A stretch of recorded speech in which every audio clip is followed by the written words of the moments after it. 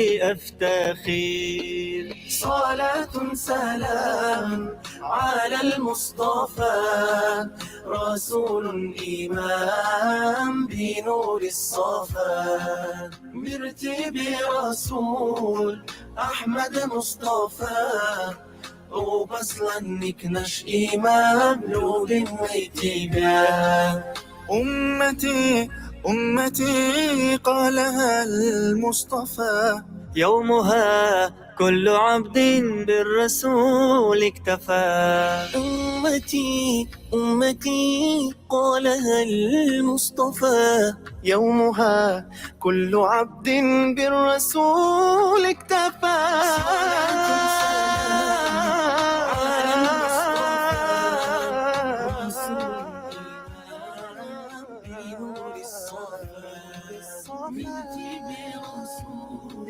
أحمد مصطفى وبصلا نكنش إمام لول واتباع. Alhamdulillah, Palestine is very close to our hearts, subhanAllah, and what is going on right now, the aggressive genocide since the 7th of October is really touching. And of course, sometimes we may feel very helpless and think, what can we do? And there are many people that are making effort and trying to do things within their capacity in order to make a difference, in order to support Palestine. And I just say that, if you have a heart and you support humanity, then you're definitely going to be supporting Palestine. Now, we do have a very special guest in the studio, Sister Aisha, who is actually a Palestinian. She is from Gaza herself. She is also one of the co-founders of Palestine Culture Center, Durban, and also Shamsan organization, the director of that as well. Assalamu alaikum, Sister Aisha, and welcome to Urban Women. Wa alaikum assalam wa rahmatullahi wa barakatuh. Jazakumullah khairan for getting me this opportunity to talk today. It's an absolute pleasure. I think you just got to go closer to the mic so that our listeners can hear you better. Yes. Now, knowing that you are from Gaza and seeing what is going on there at the moment, share with us a little bit about yourself, a little bit about your journey and how you are feeling as you watch how things have actually escalated to this level. Yeah, I'm originally from Gaza, so I born there, I raised there. Everybody I know is in Gaza, my parents, siblings, relatives, friends, neighbors. So you can imagine how I'm feeling that every moment I could hear bad news about one who is special or who is close to me. Indeed. And it's not only about people, it's as well about the city where I raised, all the memories that that I have, all the stories that the things that I live on it. That's when I feeling bad or I'm feeling in any difficulties, I just get back in my memories to that beautiful memories that I had in Gaza. Yeah. So you can imagine how difficult it's now to speaking about Gaza, especially that they almost demolish the city. They demolish everything inside the city. Even I can't now speak about it to my children because they won't know about what I'm speaking because they won't see it. I have been in Gaza in December 2022 and was planning to go last December in 2023. And I was looking forward to that, to meet everybody again. Absolutely. Yeah, I miss it more than, just 2 days ago, my brother's son called me and said, when are you coming? You promised that you are coming next year. I missed it more than they missed me.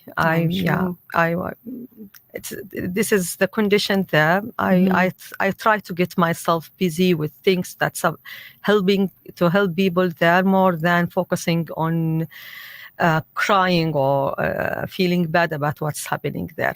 It's if you think about what's happening, you will get crazy or you will lose your mind because what is happening is out of the boundaries. it's terrible. Yeah, you Yeah. can't find the words that will describe what's happening there. Absolutely. And hence many of us watch and we end up speechless. And I say, you know what, we're just watching, but the Palestinians are enduring. And I can see the emotion, Sister Aisha. It is very touching to know that your family is so far. And you know what, I was in South Africa in another city when my late dad wasn't well. And I know that fear that I had, that what if something happens and I'm not there? So, I can't even compare. It's not even a comparison, but I'm saying when you're away, then you feel it. Yours is obviously escalated. Make special dua, Allah Azza wa Jal, keep your family safe, keep all the Palestinians safe. And also, you know what I have to say is that you guys are amazing. I know you're in South Africa, but you're still Palestinian. You are still from Gaza, subhanAllah. You still have that blood in you. You have that resilience in you. You have that ability to fight, that level of taqwa. And we watch from around the world and we just look and we wonder, how do you guys do it? Inspire us with something that you know of how the Palestinians are getting through their day right now. It's from generation to generation, I just now come to my mind that my husband was in Egypt a month ago, and he bring few books. One of the books speak about the Palestinians in what happened in 1948, the first Nakba. Indeed. And it was written in 1954, the book. And when you read in that book, it looks like someone in Gaza now is writes this book. Wow. It's the same. Like a prediction kind of thing. It's another Nakba. It's like, if you are describing what's happening now, it's exactly what's happening that time. So that's what we get from our grandparents, the stories that we heard, the resilience that they show. We raise in stories that telling us that we will return back. I raise my children on, okay, we are in South Africa. You spend your childhood in South Africa, but we have to return to Gaza one day. Even not Gaza. I'm originally not from Gaza. I'm originally from, I'm sure that most of you heard about this. The name of the city is Ashkelon in Hebrew, and in Arabic it's Asqalan. Okay. And it's only 20 kilometers away from Gaza. So if in a tall building in Gaza you can't see the city, I can see it, but I never been there. I'm not allowed at all to visit it. But some parts of the city still remains as it is in 1948. It's as it.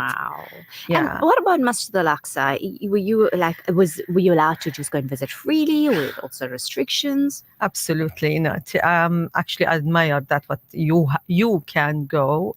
South Africa can visit it. I've never been there. Not allowed at all. The irony. Yeah, and what I can say that even the whole Palestine Gaza is very, very, very small area of Palestine. It's I don't think that it represents more than 2.5% of the area of Palestine. So it's very, very, very small.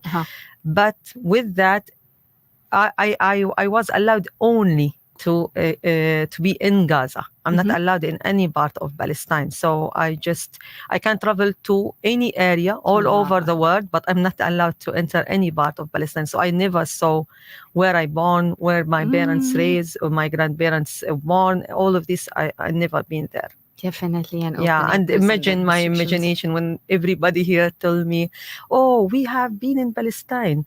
We visited the Masjid al-Aqsa 2 times, 3 times. And I said, no, I'm not allowed. Your own homeland in the third holiest masjid, and such deprivation and restrictions by people who just came in and stole your land. And I think that's where it makes the rest of the world so livid to know that Palestine said, come and look at what has been happening.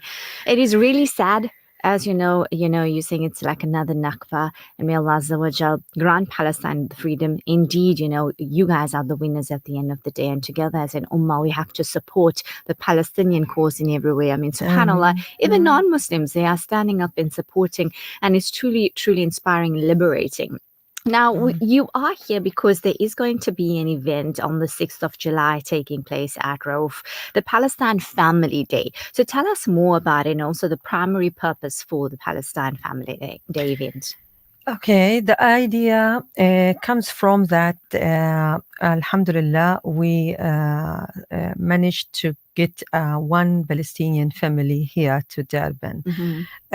They flee to Egypt after 200 days of the genocide inside Gaza. So they are like genocide survivors. Their house have been destroyed. Actually, they have their two houses have been destroyed. They lost everything that they have in Gaza, and they just flee by themselves. They spend 40 days in Egypt, and it looks like they have to leave because you can't spend more than 45 in Egypt, otherwise it will be illegal. Wow. Yeah. Then we at the Palestine Culture Center, we facilitate their coming here to Durban, Alhamdulillah. They are fine. They are feeling very, Durban is very welcoming city, and it's, where, you feel, And they know South Africans are there to support them. SubhanAllah. Yes. I'm so proud of our That's country. why they choose South Africa, because they knew, they heard about the news that South Africa was the only country that's supporting. And to think, Dr. Naledi Pandor, I mean, SubhanAllah, a woman, such strength, and she took that stance fearlessly, SubhanAllah. Yeah. So that event will be to welcome them as well. Few weeks before this war, we at Shamsan received a message in Arabic from the Palestinian photographer. His name is Samir Abu Daqqa. He killed in last December through this genocide. And in that message, he was asking us in Shamsan to cooperate with his son. He is 15 years and he is a singer. Okay. Yeah, so he asked us if we can do like an international song called for peace for all the language. He speaks different languages. So this is before war. Right. And then, and recently we in Shamsan think about how we can get this done. So especially that we work in children projects. So we managed to bring him. He under a campaign. I'm sure that most of you heard about it, which is Butterfly Souls Tower. So this is to honor the 16,000 Palestinian children who killed in this genocide. And we bring him to Johannesburg, Cape Town, and finally to Durban in 6th of July. He will perform Palestinian songs in a very rich program that we will have, inshallah. So it's only as well to honor his father, the photographer who martyred. This is the main why we get the events, and as well to support to honor the 16,000 children killed. We want people to know that this is not numbers. Every child has a name, has a story, has parents, have dreams. Indeed. Yeah, and have a story to tell. We try to collect these stories, speak about it, and we held many workshops about these children telling their stories. Many of these, it started in Durban, but it's now as well in Johannesburg and Cape Town, as well in Gaza.